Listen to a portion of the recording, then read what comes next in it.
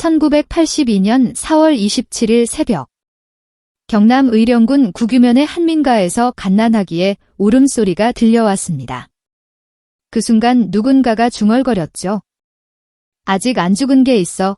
이 말을 남기고 다시 총을 겨놓은 사람은 다름 아닌 그 마을을 지켜야 할 경찰관이었습니다. 한밤중 내게 마을을 돌며 56명의 목숨을 앗아가가니 끔찍한 사건의 전말을 끝까지 보시면 42년간 숨겨진 충격적인 진실을 알게 될 것입니다.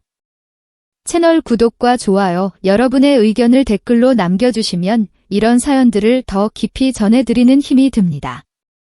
오늘 여러분께 들려드릴 이야기는 1982년 4월 26일 밤부터 27일 새벽까지 경상남도 위령군 국유면에서 일어난 충격적인 시화를 각색한 것입니다. 국유면은 의령에서도 가장 외진 산골 마을이었어요. 6.25 전쟁 때도 인민군이 찾지 못했다는 깊은 산속이었습니다. 이런 오지 마을에서 그날 밤 상상할 수 없는 참극이 벌어졌죠. 4월 26일 저녁 8시경 평촌마을 주민들이 반상회를 위해 한자리에 모여 있었습니다. 조상 대대로 이어져 온 친척들이 모여 사는 작은 마을이었거든요. 그런데 갑자기 밖에서 총소리가 들려왔어요. 처음엔 누구도 총소리라고 생각하지 못했습니다. 산골 마을에서 총소리가 날 이유가 없었거든요. 그런데 총소리는 계속 들려왔고 점점 가까워지고 있었습니다.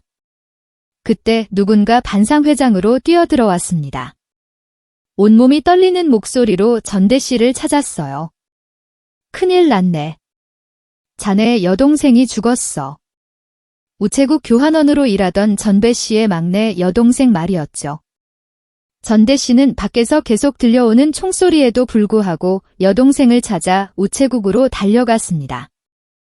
하지만 그곳에서 본 것은 이미 차갑게 식어버린 여동생의 시신이었어요. 더 충격적인 것은 이 모든 일을 저지른 범인의 정체였습니다. 마을 주민들의 목격담에 따르면 총을 들고 다니며 사람들을 해치는 사람은 다름 아닌 지역 경찰인 우범군 순경이었거든요. 국민을 지켜야 할 경찰이 왜 무고한 주민들에게 총구를 향했던 걸까요? 유영환 씨는 당시를 이렇게 증언했습니다. 우범군 순경이 평소 자주 집에 놀러와서 내가 여기 올 사람이 아니다. 내가 다 죽인다고 말했었다는 거예요. 하지만 아무도 그 말을 진짜로 받아들이지 않았죠. 설마 경찰이 정말로 그런 일을 저지를 거라고는 생각하지 못했거든요. 그날 밤 우범군은 마을 곳곳을 돌아다니며 불이 켜진 집마다 침입해 무차별적으로 총을 쐈습니다. 생후 1개월 된 갓난아기부터 80세 노인까지 나이나 성별을 가리지 않았어요. 특히 한 택시기사는 목숨을 걸고 마을 곳곳을 돌아다니며 주민들에게 경고했습니다. 빨리 불 꺼요. 지금 불 안 끄면 다 죽어요. 이 택시기사의 필사적인 노력으로 불을 끄고 숨은 집들은 화를 면할 수 있었어요. 하지만 안타깝게도 이 택시기사 역시 결국 우범군에게 발각되어 목숨을 잃고 말았습니다. 6시간에 걸친 이 끔찍한 사륙으로 56명이 목숨을 잃었고 34명이 부상을 당했어요. 한 사람이 저지른 최대 규모의 연쇄살인으로 당시 기네스북에까지 올랐던 사건이었습니다. 그런데 여기서 더욱 충격적인 사실이 있습니다. 이 모든 참극을 막을 수 있는 기회가 여러 번 있었다는 거예요. 하지만 그때마다 책임져야 할 사람들이 제 역할을 하지 못했죠. 과연 평범한 경찰이었던 우범군이 어떻게 이런 끔찍한 일을 저지르게 된 걸까요? 그리고 정말로 막을 방법이 없었던 걸까요? 1955년 3월 18일 부산시 초량동에서 한 아이가 태어났습니다. 경찰관인 아버지를 둔 산매 중 셋째 우범군이었어요. 어린 시절 우범군은 평범한 아이였습니다. 경찰관 아버지의 영향을 받아서인지 장차 경찰관이 되어 아버지처럼 권총을 차고 일하겠다고 자랑하기도 했어요. 하지만 중학교에 진학하면서부터 변화가 시작됐습니다. 원래 활발했던 성격이 점점 내성적으로 변해갔거든요. 학업에도 흥미를 잃기 시작했고 2년 동안 무단 녀석이 30일이나 될 정도였어요. 고등학교 시절은 더욱 심각했습니다. 부산의 금성고등학교에 다녔는데 졸업할 때 65명 중 63등이라는 최하위권 성적을 받았어요. 그뿐만 아니라 감정 조절에도 문제가 생겨서 화가 나면 유리창을 깨고 그 파편으로 자신의 배를 긋는 자의 행위까지 했습니다. 결정적인 변화는 고등학교 3학년 때 찾아왔어요. 긴급을 앞두고 있던 아버지가 갑자기 대장암 진단을 받은 거예요. 그리고 얼마 지나지 않아 세상을 떠나셨죠. 가장의 죽음으로 집안 형편이 급격히 어려워졌습니다. 이때부터 우범곤의 성격이 완전히 비뚤어지기 시작했어요. 원래 가지고 있던 열등감과 상실감이 더욱 깊어진 거죠. 고등학교를 졸업한 후 우범곤은 경남공업전문학교에 진학했습니다. 하지만 여기서도 제대로 적응하지 못했어요. 2학년 1학기 때 장기 결석으로 결국 제적당하고 말았습니다. 그 후 해병대에 입대했는데 이때만은 좀 다른 모습을 보였어요. 특사수로 선발될 정도로 사격 실력이 뛰어났거든요. 해병대 300기로 1978년 8월 30일 경장으로 제대했습니다. 제대 후년 12월 순경 공채 시험에 합격해서 경찰관이 됐어요. 어린 시절 꿈이었던 아버지와 같은 길을 걷게 된 거죠. 첫 근무지는 부산 남부 경찰서 간만파 추수였습니다. 하지만 초임 때부터 문제가 있었어요. 피해자들을 함부로 대하거나 윽박지르는 등 포악한 성격을 드러냈거든요. 그럼에도 불구하고 태권도 3단, 유도 3단의 무술 실력과 해병대 특사수 경력을 인정받아 1980년 12월 23일부터 1981년 12월 31일까지 서울 백의 경기단에 선달됐습니다. 백의 경기단은 청와대 경내 경기를 담당하는 최고 엘리트 부대였어요. 전국 경찰 중에서도 최고의 인재들만 선발되는 곳이었죠. 우범곤에게는 인생의 전환점이 될 수 있는 기회였습니다. 하지만 이 기회마저 날려버렸어요. 거친 성격과 풍미에 어긋나는 행동으로 근무 부적격자 판정을 받은 거예요. 결국 청와대의 경호에서 제외되어 전치됐습니다. 1981년 12월 30일 오후 5시 우범곤은 경남 의령군 국서로 좌천됐어요. 전국에서 가장 외진 시골지서 중 하나였죠. 청와대에서 국유면까지 근학차는 상상을 초월했습니다. 이때부터 우범군의 술버릇이 더욱 심해졌어요. 술만 마시면 앞뒤를 가리지 않고 욕설과 폭력을 휘둘렀거든요. 마을 사람들 사이에서는 미친 호랑이라는 별명이 붙을 정도였습니다. 1982년 2월 우범곤은 대구에서 직장을 그만두고 고향에 내려와 있던 전말순 씨와 만나게 됩니다. 25세였던 전말순 씨는 우범군보다 2살 어렸어요. 하지만 전말순 씨 가족들은 처음부터 이 관계를 반대했습니다. 우범군의 술버릇과 폭력성을 이미 알고 있었거든요. 그럼에도 불구하고 두 사람은 3월 9일부터 동거를 시작했어요. 문제는 우범곤의 경제적 상황이었습니다. 결혼 비용을 마련하지 못해 식은 가을로 미뤄두고 혼인신고만 먼저 하자고 고집했거든요. 가뜩이나 집안이 가난해 열등감에 시달리던 우범곤에게 여자 집에 얹혀 사는 처지는 더욱 큰 컴플렉스가 됐습니다. 바로 이런 상황에서 운명의 4월 26일이 찾아온 거예요. 그날이 다른 날과 다른 점이 있다면 우범군이 야간 근무를 위해 낮잠을 자고 있었다는 정도였어요. 하지만 그 작은 차이가 엄청난 비극의 시작이 될 줄은 아무도 몰랐습니다. 1982년 4월 26일 날 12시경 우범곤은 저녁 야간 근무를 위해 집으로 들어왔습니다. 점심을 먹고 낮잠을 자려고 했어요. 동거녀 전말순 씨와 함께 살던 집은 전말순 씨 집이었거든요. 우범곤에게는 언제나 마음 한구석이 불편한 처지였죠. 결혼자금도 없이 여자 집에 얹혀 사는 신세였으니까요. 그런데 우범군이 잠든 사이 작은 사건이 벌어졌습니다. 파리 한 마리가 그의 가슴에 앉은 거예요. 전말순 씨는 파리를 잡으려고 손바닥으로 우범군의 가슴을 쳤습니다. 하지만 파리는 날아가 버렸고 대신 우범군이 잠에서 깼어요. 갑자기 가슴을 맞고 잠에서 깬 우범고는 화를 냈습니다. 전말순 씨는 파리를 잡으려고 했을 뿐이라고 설명했지만 우범고는 자신을 무시한 행동이라고 받아들였어요. 두 사람 사이에 말다툼이 시작됐습니다. 평소에도 술만 마시면 폭력을 휘둘렀던 우범군이었거든요.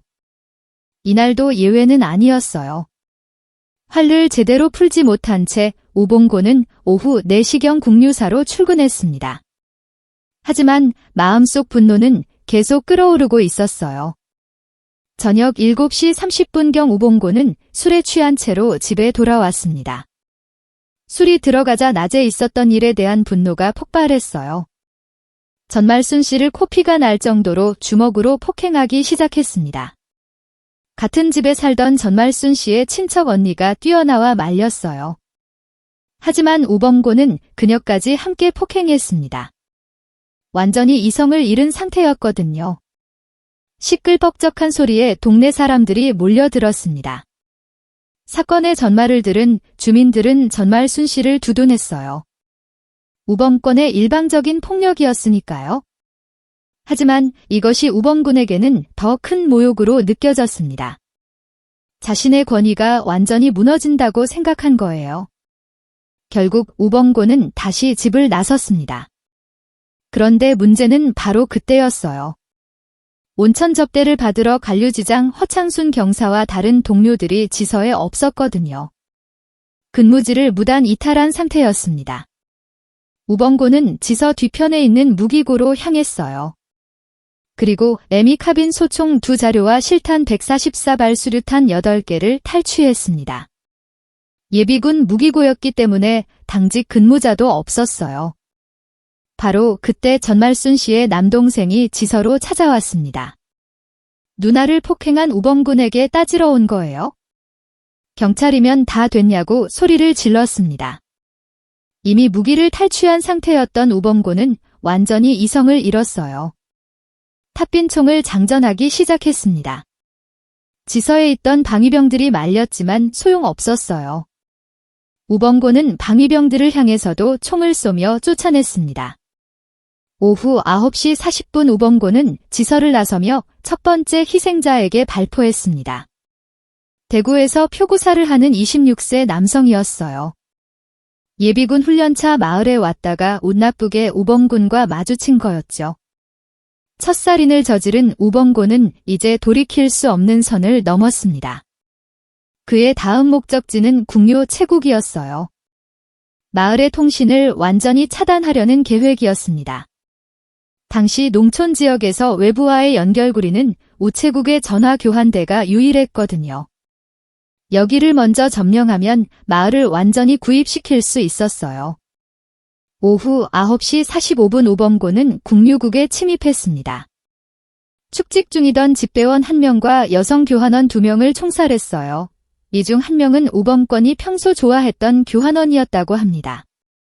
마을의 통신이 완전히 차단됐습니다. 이제 주민들은 외부의 도움을 요청할 수 없게 됐어요. 우범군의 계획대로 마을은 완전히 고립된 거죠. 그 후 우범고는 토국리 재래시장으로 향했습니다. 장을 보러 온 마을 주민 3명을 조준사격으로 살해했어요. 해병대에서 특사수였던 실력이 발휘된 순간이었습니다. 이제 우범군의 본격적인 사륙이 시작됐어요. 불이 켜진 집이면 가리지 않고 침입해서 무차별 총격을 가했습니다. 생후 1개월 된 갓난아기부터 80세 노인까지 누구도 예외가 없었어요. 하지만 이 모든 참극은 막을 수 있었습니다. 만약 지서장이 제자리에 있었다면, 만약 무기고 관리가 제대로 됐다면, 만약 초기에 신속한 대응이 있었다면 말이에요. 과연 그 6여 시간 동안 경찰은 무엇을 하고 있었던 걸까요? 왜 아무도 이 참극을 막지 못했던 걸까요? 1982년 4월 26일 밤 9시 45분 국유체국에서 마지막 교환원의 숨이 끊어지는 순간 마을은 완전히 고리됐습니다. 전화 교환원들의 죽음은 단순한 살인이 아니었어요. 우범군의 치밀한 계산이었거든요. 외부와의 모든 연결고리를 차단해서 자신만의 사냥터를 만든 거였습니다. 우체국에서 나온 우범고는 본격적인 사륙을 시작했어요. 첫 번째 목표는 불이 켜진 집들이었습니다. 그날 밤은 반상회가 있어서 평소보다 늦은 시간까지 불을 켠 집이 많았거든요. 운계리 마을에 있는 한 집에 침입한 우봉고는 주인 가족 4명을 순식간에 살해했습니다. 그리고는 마당 한가운데 술탄을 던져놓고 유히 사라졌어요. 허금과 함께 집은 초토화됐습니다. 이때부터 마을 곳곳에서 아우성이 터져나왔어요. 사람 살려 도와줘. 하지만 우범군의 총소리에 무쳐 제대로 들리지도 않았습니다. 그런데 이때 한 사람이 목숨을 걸고 나섰어요. 마을을 오가며 승객을 태우던 택시기사였습니다. 이 사람은 무슨 일이 벌어지고 있는지 파악하고 집집마다 돌아다니며 경고했어요. 빨리 불 꺼요. 지금 불 안 끄면 다 죽어요. 택시기사의 필사적인 외침이 마을 곳곳에 울려왔습니다. 이 경고를 듣고 불을 끄고 숨은 집들은 화를 면할 수 있었어요. 하지만 택시기사 자신은 결국 우범곤에게 발각되고 말았습니다. 주민들을 구하려던 그의 선행은 죽음으로 부답받았어요. 간발의 차로 불을 끄지 못한 집들도 함께 변을 당했습니다.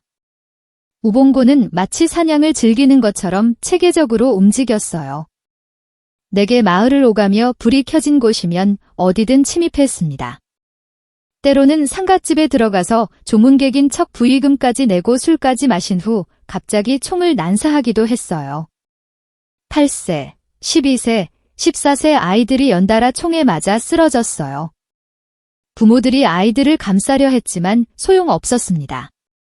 특히 평촌리 상갓집에서 벌어진 일은 정말 끔찍했어요.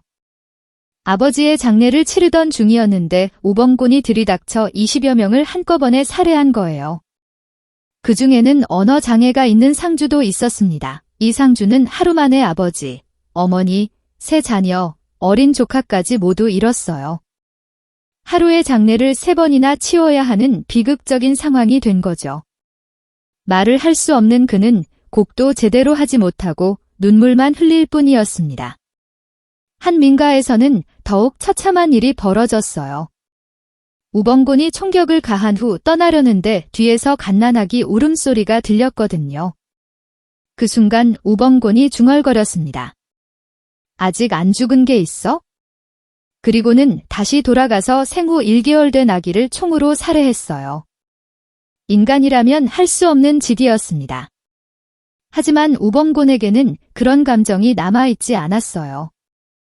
밤 11시경 한 주민이 목숨을 걸고 산을 넘어 의령경찰서에 신고하러 갔습니다.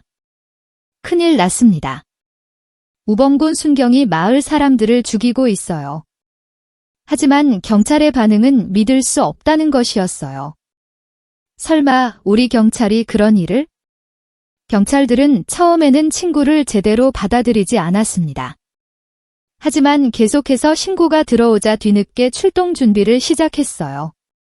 자정 무렵 예령경찰서에서 전투경찰 순경 30명이 현장에 도착했습니다. 하지만 이들이 한 일은 다리 밑에 숨어있는 것뿐이었어요. 어둠 속에서 갑자기 총격을 당할까 두려워했거든요. 새벽 2시경. 또 다른 주민 2명이 목숨을 걸고 산을 넘어와 경찰들에게 출동을 재촉했습니다. 지금 당장 가지 않으면 마을 사람들이 다 죽습니다. 하지만 현장 책임자는 날이 어두워 시야 확보가 안 된다며 추동을 거부했어요.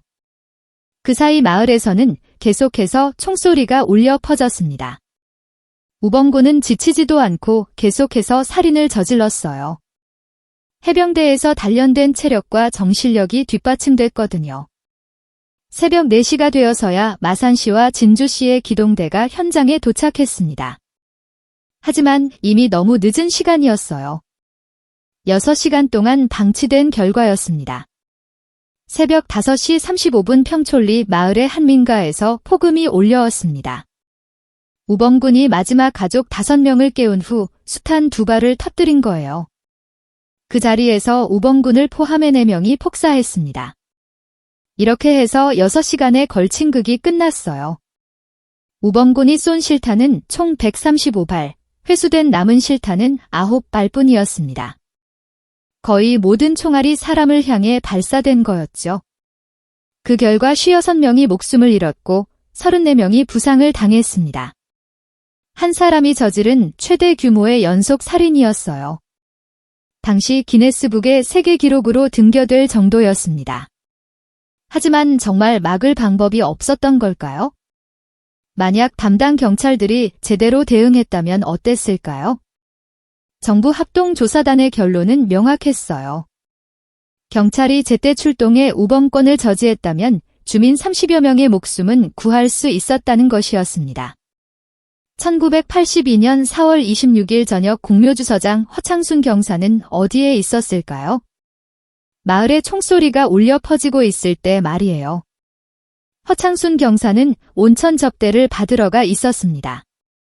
차석인 김진우 경장과 함께 4명이 일행이 되어 근무지를 무단 이탈한 상태였어요. 마을 유지들이 제공하는 접대를 받으며 술을 마시고 있었던 거죠. 오후 10시 50분경 길에서 만난 한 주민이 허창순 경사에게 급히 알렸습니다. 지서에서 큰일이 났어요. 우범군 순경이 총을 쏘고 있다고요. 하지만 허창순 경사의 반응은 충격적이었어요. 총격 현장에 자기가 없어서 다행이라고 말한 거예요. 그리고는 부하들과 함께 도망쳤습니다. 마을을 지켜야 할 책임자가 위험하다는 소식을 듣고 달아난 거였죠.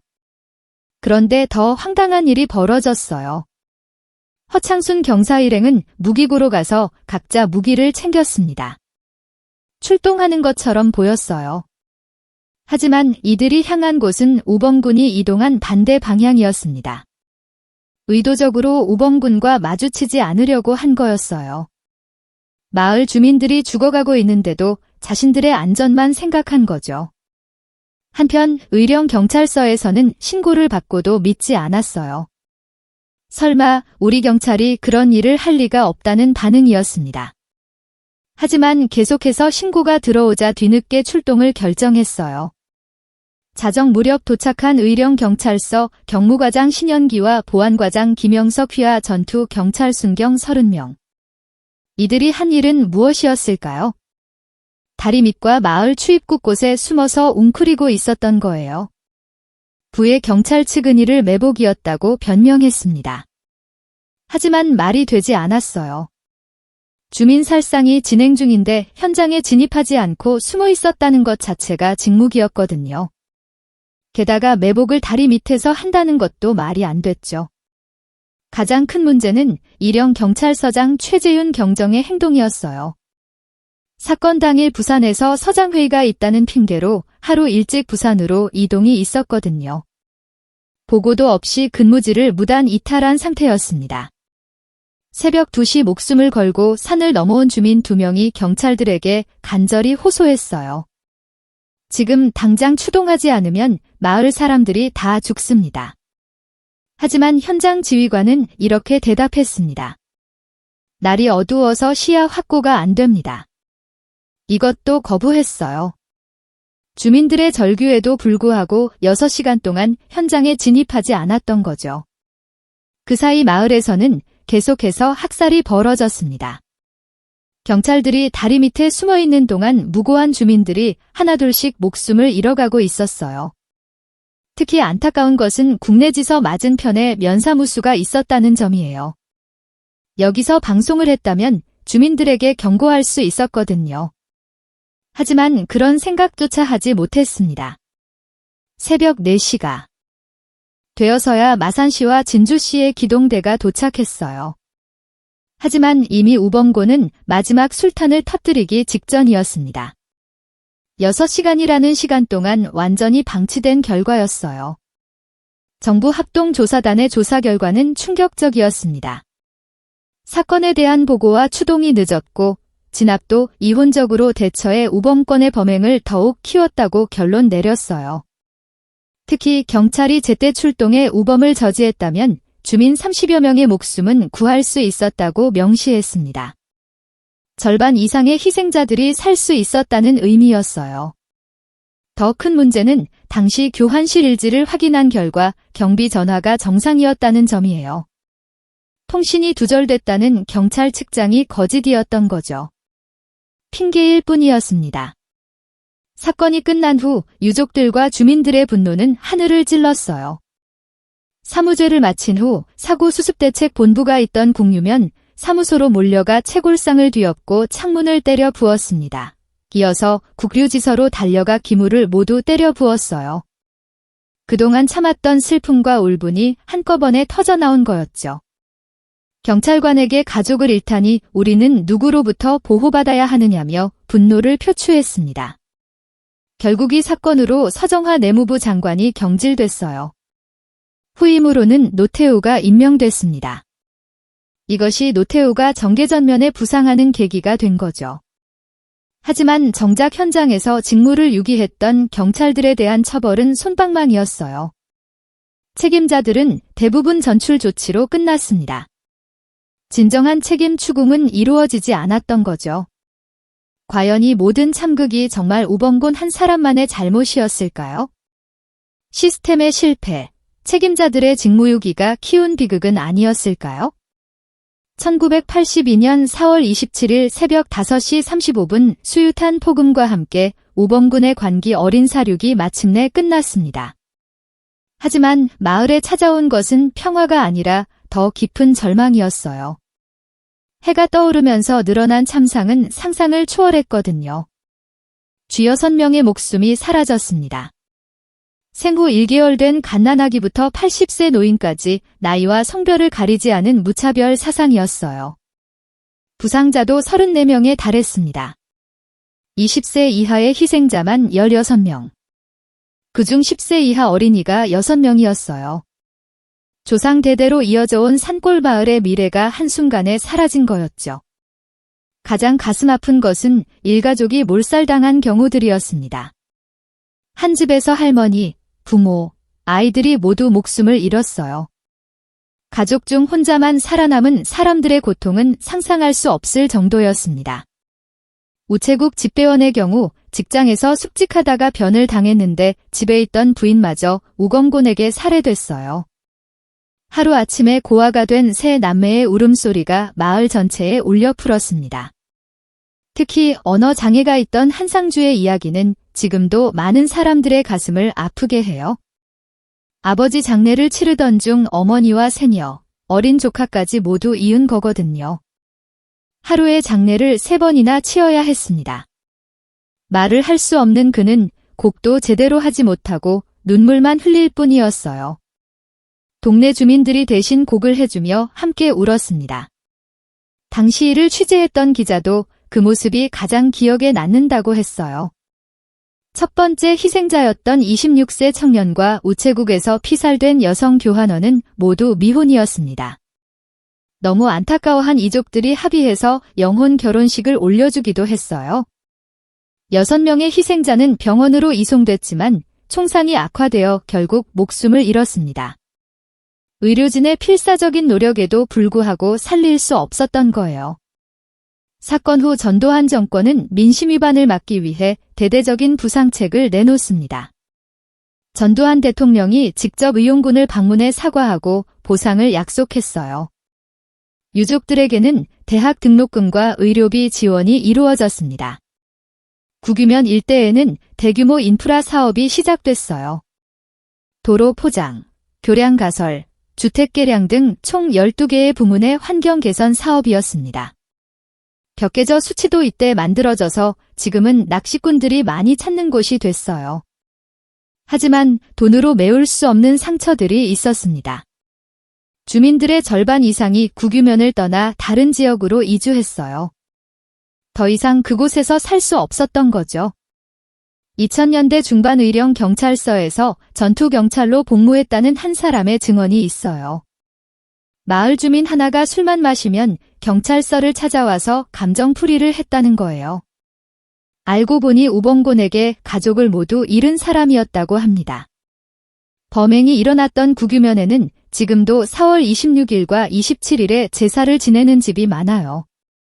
42년이 지난 지금까지도 그날의 상처가 이어지고 있는 거죠.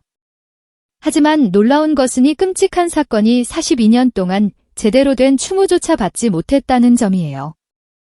전두환 정권의 언론 통제로 사건 자체가 철저히 은폐됐거든요.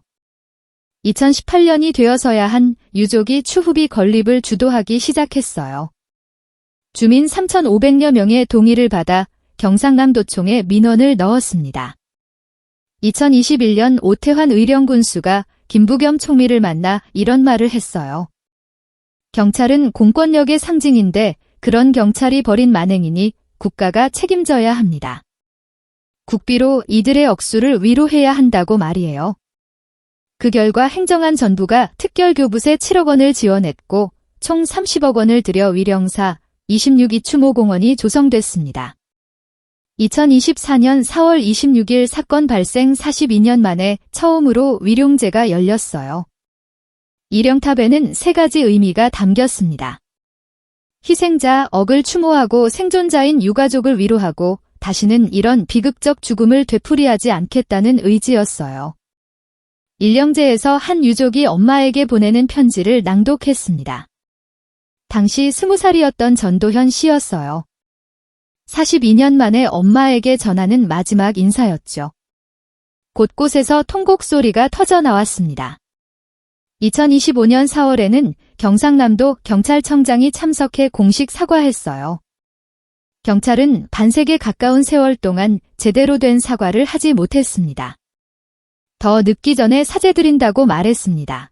이 사건은 우리 사회에 중요한 교훈을 남겼어요.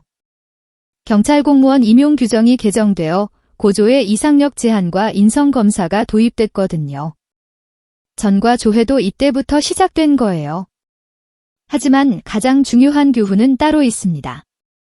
권력을 가진 사람일수록 더 큰 책임을 져야 한다는 것, 그리고 시민을 보호해야 할 공권력이 오히려 시민에게 총구를 향할 때 누가 우리를 지켜줄 것인가 하는 문제였어요. 우번곤 한 사람의 관계도 문제였지만 그것을 막지 못한 시스템의 실패가 더 큰 문제였습니다. 책임져야 할 사람들이 제 역할을 했다면 적어도 절반의 목숨은 구할 수 있었거든요. 42년이 지난 지금 우리는 이 사건을 어떻게 기억해야 할까요? 단순히 한 사람의 관계로만 치부할 것이 아니라 우리 사회의 안전망이 얼마나 취약할 수 있는지 되돌아보는 계기로 삼아야 할